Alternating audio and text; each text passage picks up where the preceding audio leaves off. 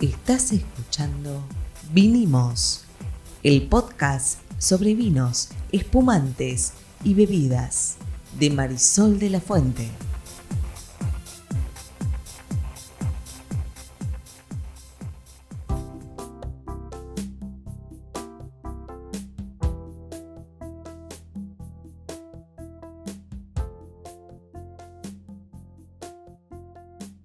Buenas, mi nombre es Marisol de la Fuente, soy Sol Sommelier y te doy la bienvenida a esta sexta temporada de Vinimos Podcast, que como en las 5 anteriores lo tiene Ariel Torres. Yo soy Ariel Torres, el que hace las preguntas del que no sabe en este podcast. ¿De qué vamos a hablar hoy, Sol? Hoy vamos a arrancar fuerte en este podcast, vamos a arrancar la nueva temporada haciendo una especie de evaluación de qué está pasando en la industria del vino en la Argentina y en el mundo. ¿Hay crisis? ¿No hay crisis? ¿A qué se debe? ¿Cuáles son las variables? De todo eso vamos a estar hablando hoy. Está bien, es un gran tema, está en todos lados, acá y afuera. Sí, porque aparecen los medios, los locales y los internacionales, los analistas en el mundo están constantemente haciendo reportes sobre esta temática, pero vamos, si te parece, Ariel, vamos de lo macro, de lo global a lo particular en la Argentina. Sí, una aclaración, aparece en los medios porque está pasando algo, si no, no aparecería en los medios. Los medios no se ponen gratuitamente a inventar agenda.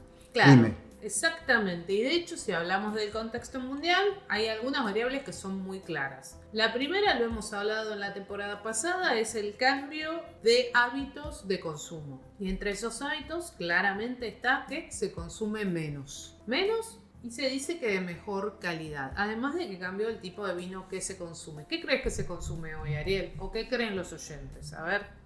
Yo no sé qué creen los oyentes, quería decir una cosita antes. ¿Se consume solamente menos vino o en general menos alcohol? Menos alcohol en general. Acá hoy yo voy a focalizar un poco en la industria del vino, pero también hay numerosos artículos y reportes que hablan de las destilerías. Que están cerrando algunas, cerrando, o parando la producción. Exacto, o paralizando la producción. Pensemos que esas además son bebidas de mayor graduación alcohólica que el vino. Así que en este contexto de consumo menos, consumo mejor, pero además tengo una vida más saludable, y algo que yo estoy viendo mucho, que es esta demonización del alcohol de repentina, no está contribuyendo, ¿no? en esta visión como muy fit de la vida. Sí, algunos creen, lo leí el otro día, no me acuerdo en qué medio estadounidense, que algunos creen que no tiene que ver con la salud, no es una cuestión de que esta generación quiere estar más sana, es una cuestión de plata. Básicamente es una generación que tiene graves problemas para acceder a una casa nueva, a un coche, incluso a un buen trabajo o un trabajo bien pago, aún cuando se han recibido en Harvard. Y esto incluye lo que vos vas a gastar en comida y bebida, sobre todo cuando la bebida es un vino caro, un whisky caro.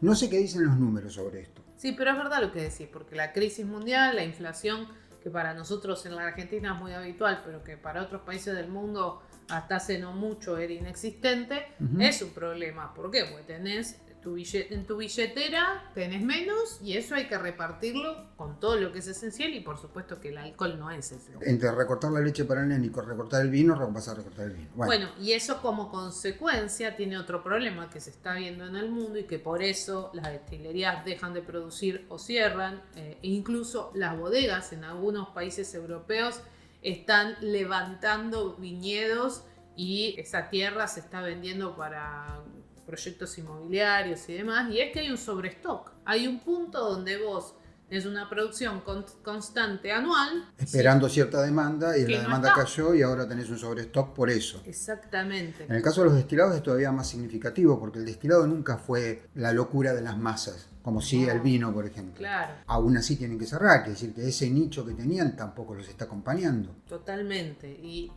de hecho, si consumís menos, también compras menos, hay menos rotación, por lo cual el stock estaba pensado para un tipo de demanda, y bueno, hoy esa demanda cayó por muchas de estas cosas que estamos diciendo: crisis, inflación, cambio de hábitos, consumo, eso también hábitos. puede ser. Sí, totalmente. Entonces, si esto está pasando en el marco global, cuando yo bajo al marco local, ¿qué pasa? Y cayeron las exportaciones. Y sí, cada uno en su país no está pudiendo vender en su mercado interno, no está pudiendo exportar porque bajó la demanda. Esto nos impacta a todos los que producen algún tipo de bebida. Bueno, y en este caso estamos hablando el vino, bajaron las exportaciones, bajó el consumo interno e internacional. Tenés sobrestock, por lo cual los productos están en muchos lugares rematando, ¿sí? Y acá vengo un poco más a lo que es por ahí lo que conocemos todos de todos los días.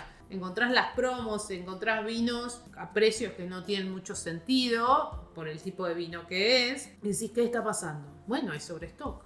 Pensemos que hoy el consumo per cápita de vino, voy a hablar en esta parte solo de vino, bajó a 16 litros per cápita. Supo ser de 90. Supo ser de 90 entre la década del 80 y del 90, que fue el tope, hay que decirlo, fue el máximo, y con menos variedad de vino, menos cantidad de bodegas y una producción Pero es distinta. casi 5 veces menos. Estamos hablando de 16. Es una baja importante. Y los números dicen que tienden a la baja. También me parece que han pasado otras cosas que tienen que ver con esto de los cambios, no solo del consumo, sino de las nuevas generaciones que van llegando. Y acá voy a traer un poco mi parte marketinera, ¿no? Todos los que escuchan, no sé si lo saben, pero yo tengo una larga experiencia de casi 3 décadas trabajando en marketing y comunicación. Yo siempre dije, vos no me vas a dejar mentir, Ariel, que la industria del vino venía atrasando hace 50 años desde siempre. Desde el punto de vista del marketing. No desde el punto de vista de la tecnología, no desde el punto de vista de los mercados. O de los sí, productos. O de los productos, pero sí desde el punto de vista del marketing sí coincido. Entonces... Ibas a parar de nuevo los 70 cuando veías un aviso de vino. Total, y sigue sucediendo. Sí, Esto sí, es lo sigue, peor. sí. Sigue sucediendo. Entonces ahí yo traigo que a todas estas variables que dijimos, que son contextuales, económicas, aparece hoy más que nunca que las bodegas no se han preparado para entender que con cada nueva generación vos tenés que captar a nuevos clientes. Ahora que el marketing haría su trabajo, no lo está haciendo porque nunca lo estuvo haciendo. Como no lo hiciste nunca, hoy no sabés cómo llegar a esa gente. Porque esos consumidores, yo hace no mucho publiqué un video hablando de algunas de estas cuestiones y tuve muchos comentarios de los jóvenes toman otra cosa, mezclan bebidas, toman bebidas dulces. Y sí, claro, la pregunta es ¿qué lugar ocupa el vino en esa lógica de un nuevo consumidor? Porque en todas las categorías de alimentos y de bebidas, incluso las sin alcohol, las marcas buscan llegar a las nuevas generaciones porque son los futuros consumidores. No se quedan solo con los más 40. Entonces la pregunta es, bueno, ¿qué otras variables están afectando la caída? ¿No ayudan en el consumo? ¿No ayudan a que la bebida esta se vea como una bebida que tiene lógica para tu vida diaria? Y muchos me dicen, bueno, pero no se puede culpar a toda la comunicación. Por supuesto que no culpo a toda la comunicación. No, tampoco estamos culpando. Estamos haciendo un análisis más o menos objetivo con los conocimientos que tenemos acerca de cómo funcionó el marketing en una industria que atravesó medio siglo. El marketing y la publicidad siguieron haciendo los mismos mensajes: el gaucho, el caballo, el tango, la jerarquía, el asado,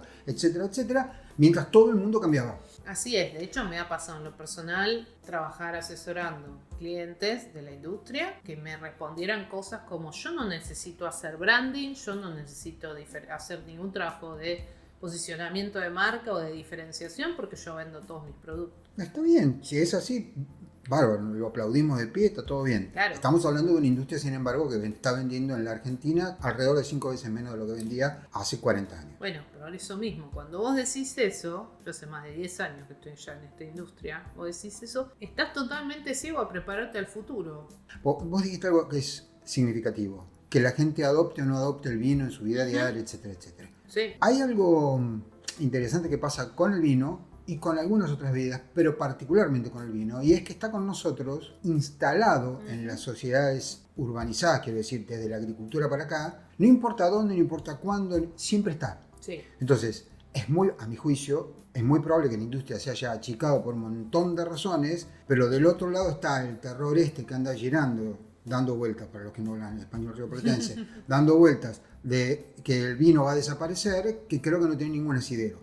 El vino por ahí está pasando por un valle, pero me parece que el vino tiene un lugar, yo diría que asegurado en la sociedad humana. Hasta que aparezca alguna otra cosa, digamos, sí. Todavía no hay nada ni remotamente parecido a lo que ocurre con el vino en particular. Los destilados tienen su lugar también, pero son demasiado alcohólicos, y todo lo demás es menos ritualístico, vamos a inventar la palabra, sí. que el vino. El vino tiene una combinación de cosas como el mate, que es al mismo tiempo ritual, confortable, fácil y relativamente barato de hacer, con un montón de propiedades que hacen a la socialización, a bajar de revolución cuando tuviste un mal día. No estoy hablando del tipo que se toma 2 botellas de vino por día porque se tiene un problema de consumo patológico de alcohol. Problemático, sí. A mí me parece, y me quedo con esto que vos decías, de que no va a desaparecer, no va a desaparecer. ¿Se va a achicar? Sí. La pregunta es quiénes van a sobrevivir. Esa es una gran pregunta. Y ahí es donde me parece que está la gran cuestión. Y voy a dar un ejemplo reciente. Les contamos, a los que escuchan, fuimos a un lugar a comer, a una parrilla, más bien estilo bodegón, nada fancy ni súper ni lindo en términos de estéticos, pero muy rico y bien preparado todo lo que tenía que ver con la parrilla. Cuando nos sentamos, obviamente, ¿qué es lo primero que hago? Busco la carta de vinos, miro, pregunto, ¿tenés algo que esté a temperatura? Tengo una cava donde están los blancos, me dice la chica. Y detrás de nuestra mesa, había una pared de varios metros con vinos ahí puestos, paraditos. Hacían 32 grados en todo el lugar. Hacía, por lo menos, los aires no estaban funcionando. No los tenían prendidos, tenían abiertas las ventanas. Yo me preguntaba, y en las mesas, que había como unas 10 mesas más o menos, en solo 2 había vino. De hecho, yo no pedí vino. Es verdad, tomé cerveza. Había 2 con vino y en los 2 casos, en una estaba con una hielera y en la otra acompañada de hielo y un sifón.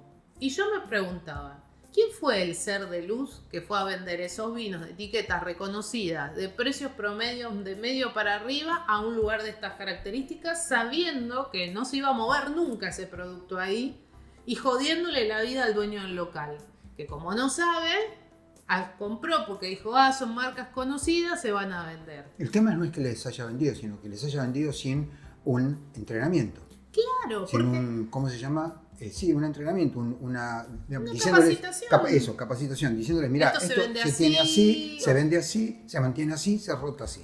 Sí, o lo propones o lo vendes de tal manera, que es la famosa capacitación que se hace en los puntos de venta, que yo he hecho muchas. ¿Cómo conecto esto con lo que estábamos hablando? Simple. La industria tiene que entender que los consumidores son distintos. Debería tratar de llegar a esos consumidores de una manera distinta. Y debería entender que lo que se llama el trade on, o el off, tiene distintos nombres. Básicamente uno es la cadena de supermercados, vinotecas, bla, bla, bla, y la otra son los restaurantes. También cambiaron. El ticket promedio cambió, lo que la gente va a tomar cambió. Hay alcoholemia, entonces ya no consumen todos los que están sentados en la mesa en general. Por fortuna hay alcoholemia. Obvio, sí, yo estoy 100% de acuerdo. Digo, son tantas las variables que cambiaron. Sí, claro. Puedes seguir haciendo lo mismo de hace 60 años. Lo voy a poner de otra manera. Vos tenés una crisis y no colaborás para nada para morigerar esa crisis. No, claro. Seguís haciendo exactamente lo mismo, que es poner una parentera llena de vinos con sus marcas además. Las marcas estaban expuestas.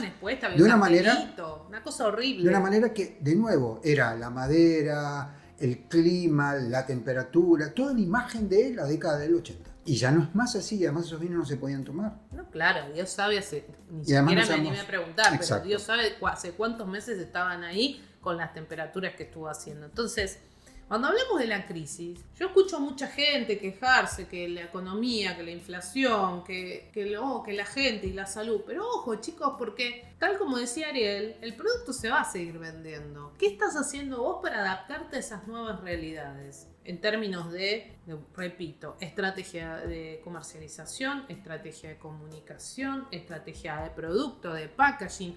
El otro día hacía un video cortito sobre trade marketing, punto de venta. Vas a la góndola, es una góndola, un montón de botellas con papelito de colores pegadas. ¿Cuál es tu estrategia de diferenciación en la góndola? Sí, la impresión que yo tengo, y la tengo básicamente por lo que veo que vos decís, pero también por ir a comprar. Sí, porque vas al supermercado. Que ir a la góndola de los vinos o ir a no todos los restaurantes, por supuesto hay restaurantes que tienen fantásticas las cavas, pero digo, es raro, mucho más raro que ver lo que voy a decir ahora. Es como un viaje en el tiempo. Vos volvés a los 80 y el vino sí está igual, se vende igual, se promueve igual. Totalmente. Y llega al consumidor de la misma manera. Y yo te entiendo. Con una variedad enorme aparte, porque si fuera la misma variedad de los 80, claro, yo te entiendo que tengas exacto, las botellas con sus etiquetas, pero hay 800.000 marcas, 800.000 etiquetas, estilos, variedades, totalmente, temperaturas, vos tenés un montón de seguidores y hablando de vino, entonces es raro que no se muevan de donde estaban entonces. No, y yo entiendo, porque nunca falta el que me dice, el vino se compra en la vinoteca. Yo lo entiendo No se compra en la conceptualmente, vinoteca. pero No, es mentira. exacto, hace unos días publicaba otro video hablando de esto y decía, con algunos datos de especialistas en research, no en Argentina, en el mundo, más del 75% de la decisión y la compra de un vino se hace en un supermercado de gran superficie. Yo te entiendo el deseo, pero con deseos no vendés. Eso es wishful thinking, como se dice, Claro. y lo cierto es que la vinoteca está muy bien para el que sabe, está muy bien para el que quiere saber, ¿Saber? pero vos venís de un día como son los días en el mundo ahora, que no son Claro. como cuando yo era chico hace 60 años, que tu día era un día de laburo, pero tenías una parte para vos. Ahora Sí. venís enloquecido con 4 laburos y pasás por el supermercado a las corridas para comprar las milanesas para la noche, después de ir a buscar a los chicos Sí. del colegio y querés tomarte un vinito y pasás por la góndola, no vas a ir a la vinoteca. ¿Sabes cuánto tarda una persona en tomar la decisión en la góndola? 40 según los segundos. estudios? 10 segundos. 10 segundos. Bueno, Nada, contalos. ¿Cómo captás la atención de esos? es muy poco tiempo. A ver, es un montón en términos de que por lo menos ese para ahí lo decide, pero ¿cómo decide? Mirando los precios, mirando Pero la por supuesto. etiquetita, si el colorcito le llama la atención. Pero si vas a una winery vas a estar por lo menos 5 minutos. Pero sí, el proceso de decisión de compra de alguien que va a una vinoteca no No es tanto. el mismo No. que el que fue a comprar ese supermercado, que es el 75% de las personas que compran el vino en el mundo. Y de hecho, el otro dato interesante es que solo un 30% de los adultos consume vino y un 20% lo hace de manera asidua y un 14% ocasional. La franja que le está quedando al vino, porque hay mucha más oferta de productos, es chica. Entonces, los que quieren sobrevivir en esta industria, productores estoy hablando, es hora de que abran los ojos y presten atención en dónde está el consumo y cómo se toman las decisiones de compra. Echar la culpa es una técnica humana que todas utilizamos, echarle la culpa a otro de tu problema. ¿Qué haces vos distinto? Sí, totalmente. Coincido y además hay algo que sabemos casi todos los adultos y es que la palabra crisis debería ser también el otro nombre de oportunidad. Sí, claro. Entonces, yo sé que las crisis son una cagada, a nadie le gusta atravesar una crisis, pero una vez que estás en una crisis no puedes mirar para otro lado, no puedes bailar en el Titanic. No digo que sea tan terminal la situación del vino en general ni en la Argentina, pero es seria. Cuando algo se reduce 5 veces vos tenés una situación seria. Lo que digo es, esa situación se podría aprovechar como una oportunidad. Total. Hay algo que deberían observar en la sociedad, en el consumo, en los medios de venta, en los puntos de venta, quiero decir, etcétera, etcétera, y decir, ok, vengamos al presente, vendamos vino en este mundo, ¿cómo sería? Y no hablo de la lata, ni hablo de los vinos con colorinche, estoy hablando del vino de siempre, en la botella de siempre, con la etiqueta de siempre, pero con un mercadeo, que es la palabra en español para marketing, distinta. Entendiendo la audiencia, y con Eso eso es, voy a mercadeo. cerrar. Voy a dar un ejemplo que lo hablaba hace poco con un colega y me pareció buenísimo. Voy a mencionar a la Mona Jiménez. Él tiene un vino de su propia marca, botella, ¿sí? Pero para sus shows, él lo vende en Tetrabric, otra marca distinta. ¿Por qué? Y es el mismo vino. Porque entendió que esa audiencia en ese lugar, en ese contexto, no puede vender botella era peligroso, bueno, todo Además, sí, claro. lo que lo venden Tetra. Lo que no estamos tratando de decir que la industria debe empezar a vender No, todo no, su no. vino en Tetrabric. Tratemos de no caer en falacias. No, Lo que está no. diciendo Marisol es, la Mona Jiménez, que está muy conectada con su audiencia, la estudió, entendió, y su propio vino, que normalmente se vende en botellas de vidrio, ahí se vende en un cartón. Exacto. Llámenlo como quieran, podría haber sido Sí, un obvio. envase de un sachet de leche Sí. con vino. ¿Ok? Eso es lo que está queriendo decir. Lo que digo es, hay comprensión de la audiencia. Exacto. Como si vas a Lollapalooza y ves un montón de marcas de bebida vendiendo en lata, que es más fácil de enfriar, que tienen los sistemas de refrigeración correctos, que tienen la cantidad de productos para el volumen y que además manejan un modelo comercial de masividad, venden por volumen. La industria del vino no maneja en general ese... Digo en general porque hay algunos casos Sí, que claro, sí, pero sí. digo, cuando vos vendés por volumen, tenés menos ganancia porque vendés por volumen, ¿sí? Sí, claro. Es un modelo de negocio distinto. Entonces, además de todo, habría que repensar, o no lo sé, pero lo dejo como pregunta abierta, los modelos de negocio. Por lo cual, si hablamos de crisis, gente, tenemos que entender todo esto que acabamos de charlar con Ariel. Y te diría que algunas cosas más que voy a dejar para otro Vinimos Podcast. Así arrancamos con todo. Esto se llama... Vinimos Podcast. Nos vemos en el próximo capítulo. Chau, Chao. chau.